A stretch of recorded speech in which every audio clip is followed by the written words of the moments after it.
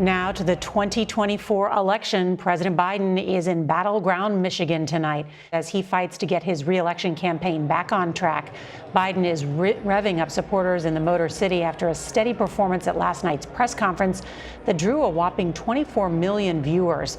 But it wasn't enough to stop defections with his own party over his fitness to lead Democrats to victory in November. CBS's Ed O'Keefe is traveling with the president in Detroit.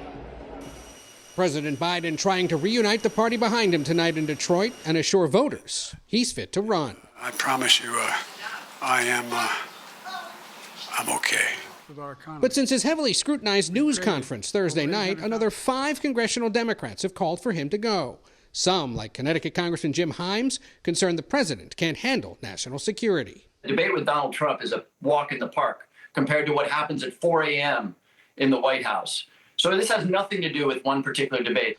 House Democratic leader Hakeem Jeffries met privately with the president at the White House last evening, sharing members' concerns about Biden's electability, a source describing it as a very candid exchange about the path forward.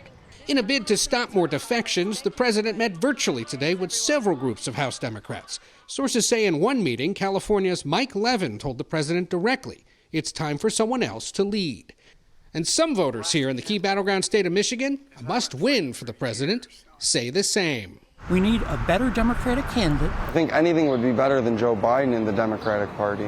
Big money donors are also concerned, with up to $90 million in pledged donations on hold to allied super PACs if the president stays in the race.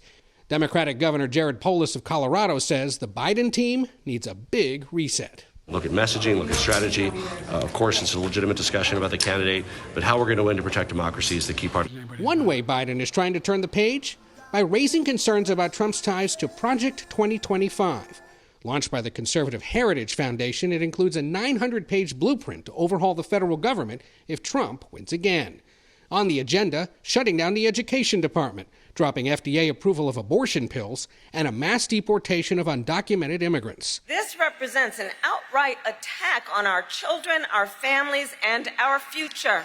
Trump has distanced himself from the plan, but dozens who worked for his administration are behind it, and he openly encouraged their work 2 years ago. They're going to lay the groundwork and detail plans for exactly what our movement will do.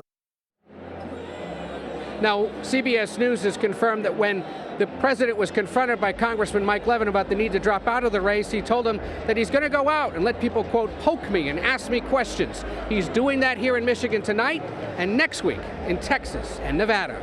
Norah? Ed O'Keefe, thank you for that reporting.